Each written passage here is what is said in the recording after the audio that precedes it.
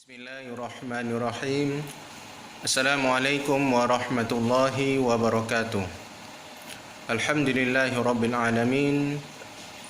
Hamdan katsiran tayyiban mubarakan fi kama yuhibbu rabbuna wa yarda.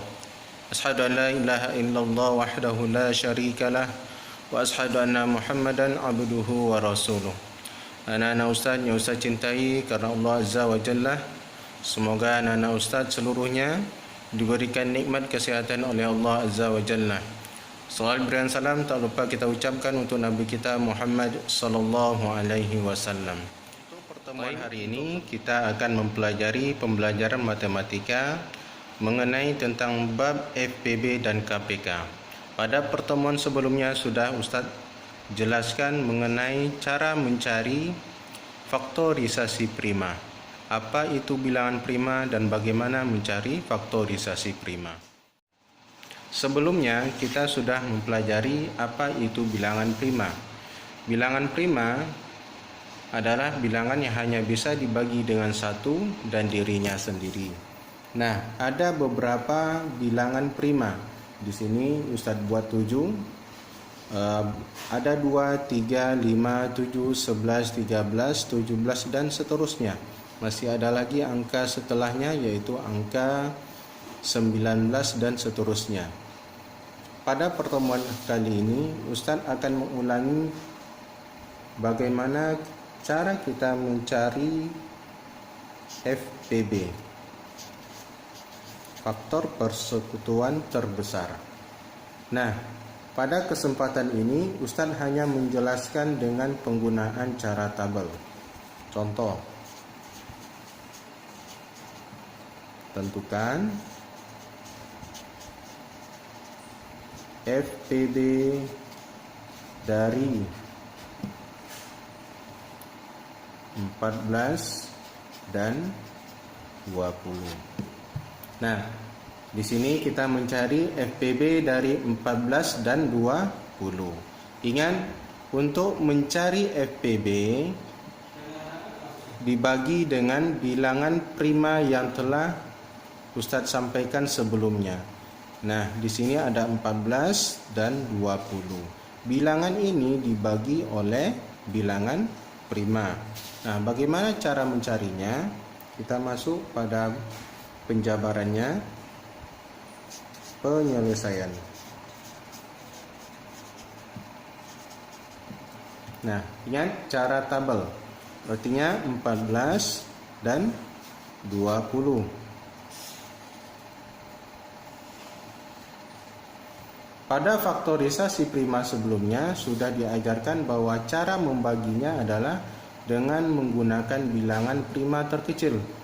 Nah, di sini 14 dan 20 bisa dibagi dengan bilangan prima yang terkecil 2. Jadi dibagi dengan 2. 14 bagi 2 7, 20 dibagi 2 adalah 10. Nah, sampai di sini selesai. Jika anak-anak Ustaz ingin melanjutkan, silakan.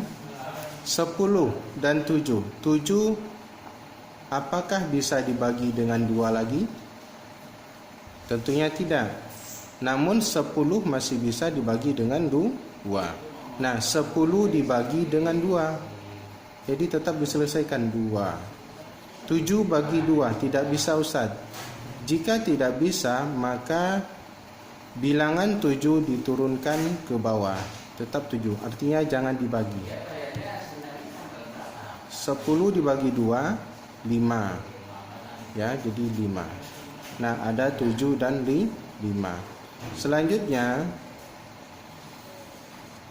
7 dan 5 dibagi kembali dengan bilangan prima.